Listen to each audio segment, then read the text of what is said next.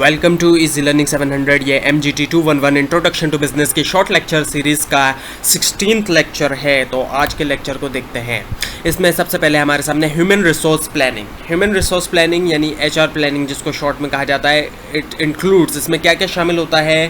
What is the gap between human resource demand and supply in the market, यानी क्या gap आ रहा है human resource demand में and supply में market के अंदर। यानी ह्यूमन रिसोर्स डिमांड से मुराद जो एम्प्लॉयज़ हैं, जो वर्कर हैं, उनकी डिमांड में और उनकी सप्लाई के अंदर क्या क्या फ़र्क आ रहा है या नहीं। अगर आपने इकोनॉमिक्स पढ़ी हो तो डिमांड एंड सप्लाई का कॉन्सेप्ट आप काफ़ी अच्छी तरह जानते होंगे। डिमांड एंड सप्लाई का मतलब ये है कि जितनी डिमांड आ रही है वर्कर्स की, एम्प्लॉयज़ की, क्या उतनी सप्लाई है या नहीं। अब जितना ज़्यादा फ़र्क होगा इन दोनों के अंदर, यानी डिमांड बहुत ज़्यादा है, सप्लाई कम है, तो गैप पैदा हो जाएगा, बहुत बड़ा गैप है। इसी तरह से तो इसको हम गैप कहते हैं कि what is the gap between the human resource demand and supply in the market. What is the condition of the human resource supply in the market. अच्छा, और फिर कंडीशन क्या है ह्यूमन रिसोर्स सप्लाई की in the market. जो employees हैं, जो लोग हैं, जो उनकी सप्लाई हो रही है वर्कर्स की, एम्प्लॉयज़ की मार्केट के अंदर, उसकी कंडीशन क्या है। ना सिर्फ गैप बल्कि उसकी कंडीशन क्या है।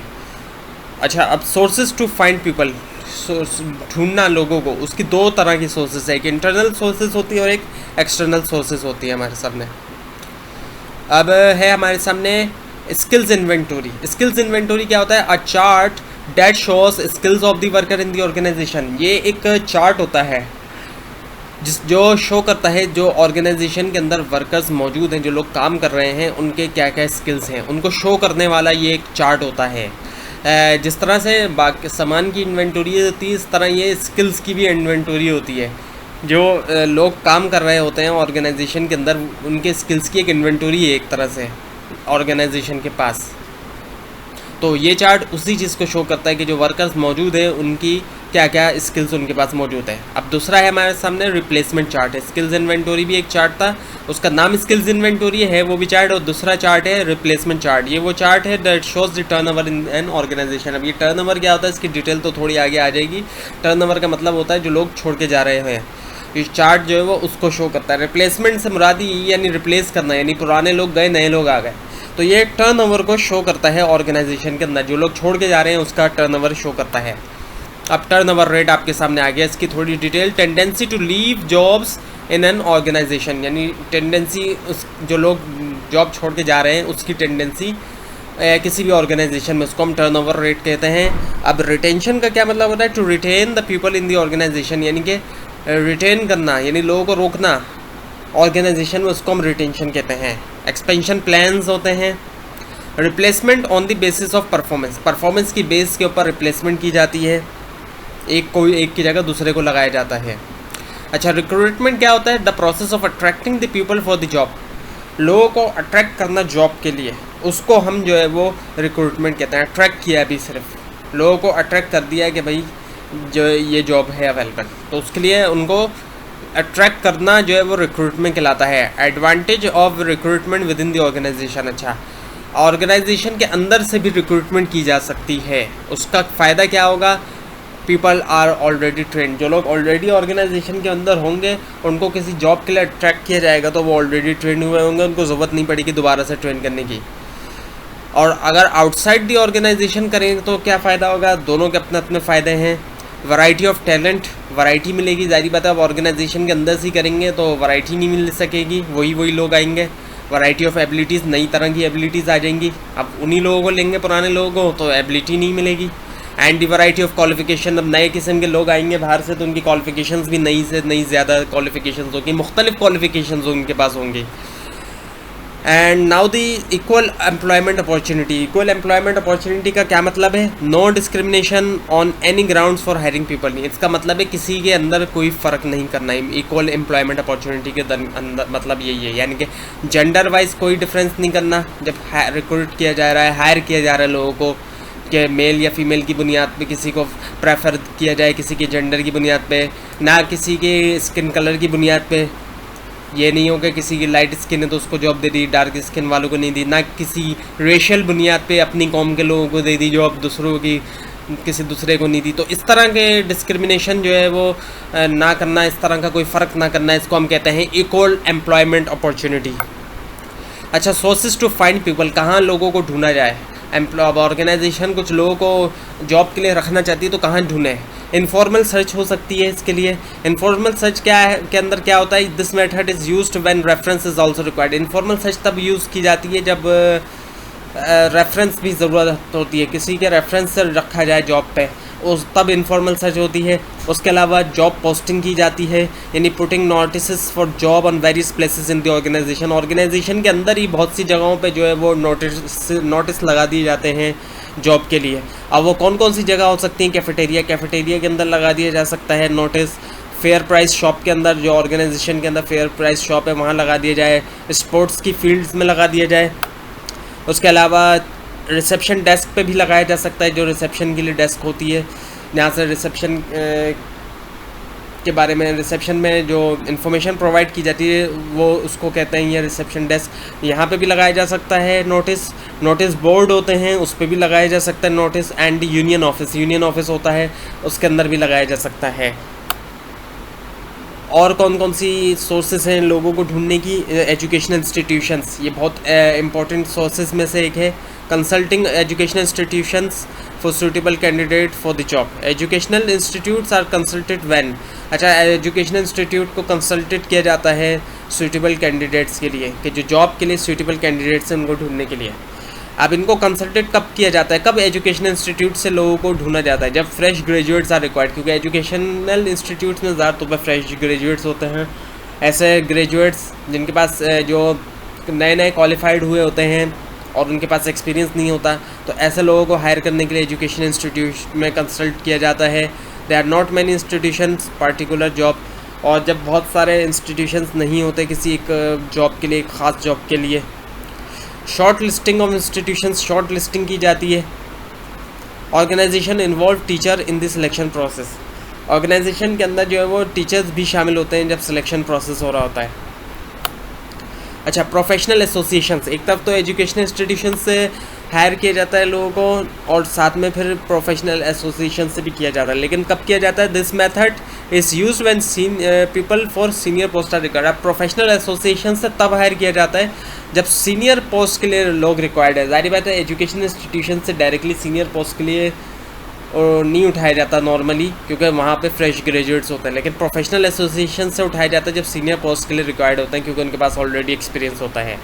उसके अलावा रिक्रूटमेंट एजेंसीज भी होती हैं जो रिक्रूटमेंट का काम करती हैं। This organisation which have expertise in selecting people, ये ऑर्गेनाइजेशंस करती ही यही काम है, इनके पास एक्सपर्टीज़ होती हैं एम्प्लॉयज़ को हायर करने की।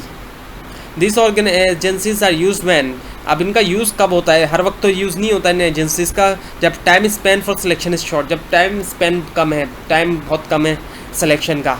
Jobs are highly technical in nature, job बहुत ज़्यादा ही टेक्निकल किस्म की हैं, उनकी सिलेक्शन बहुत ज़्यादा मुश्किल है, तो ऐसी सिचुएशन में भी होती है। Employer and employee are at distant place, और दोनों के दरमियान जो है वो एक काफ़ी डिस्टेंस है, काफ़ी फासला है एम्प्लॉयर और एम्प्लॉय दोनों के दरमियान, तो ऐसी सिचुएशन में रिक्रूटमेंट एजेंसीज़ की जो है मदद ली जाती है।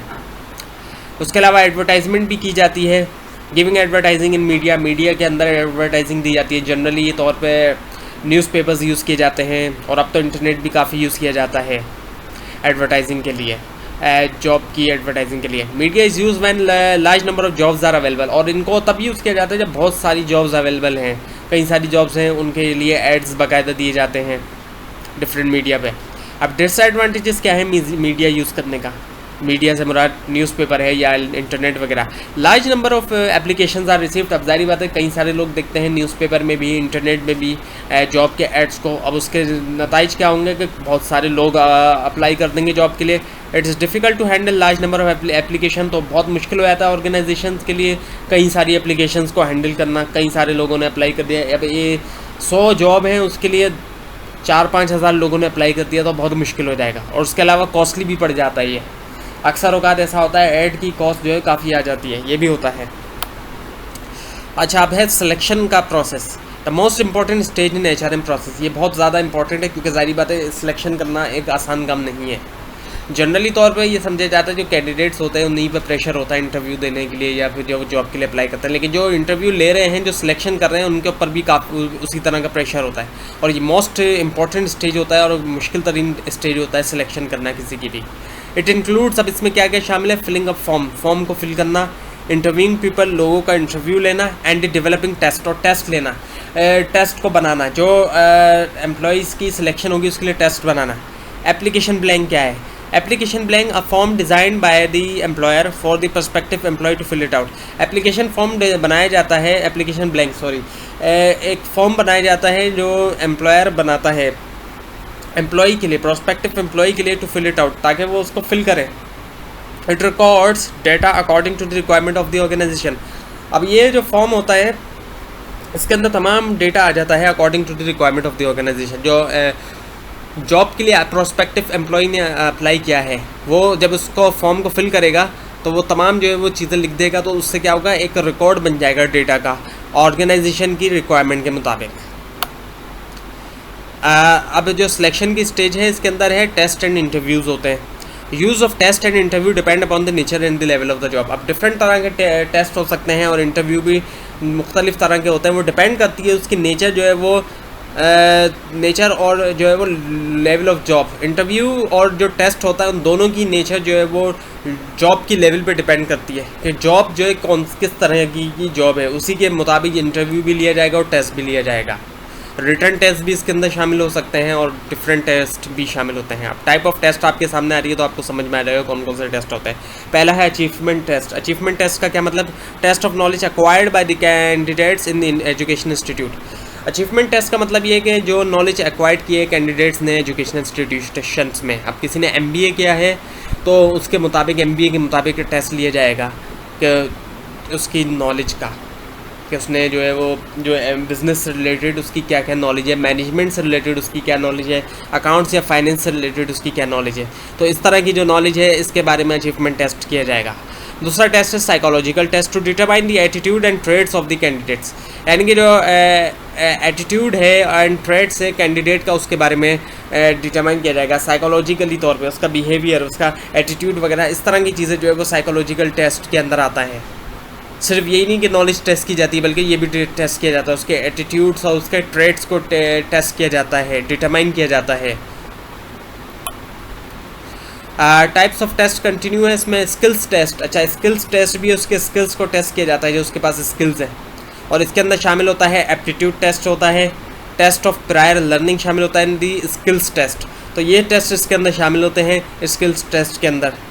And the next one is the medical test. Medical test क्या होता है, to keep in record both the physical condition of the employee before joining the organisation. अच्छा यानी कि ये मेडिकल टेस्ट जो है एक रिकॉर्ड रखा जाता है, इसलिए किया जाता है ताकि फ़िज़िकल कंडीशन जो है वो एम्प्लॉय की उसका रिकॉर्ड रखा जा सके ऑर्गेनाइजेशन ज्वाइन करने से पहले। क्या ऑर्गेनाइजेशन ज्वाइन करने से पहले फ़िज़िकल कंडीशन एम्प्लॉय की क्या है, क्योंकि ज़ाहिर बात है जब एम्प्लॉय ऑर्गेनाइजेशन ज्वाइन कर लेगा तो उसके बाद उसकी जो फ़िज़िकल कंडीशन है उसके अंदर चेंजेस आ सकती हैं।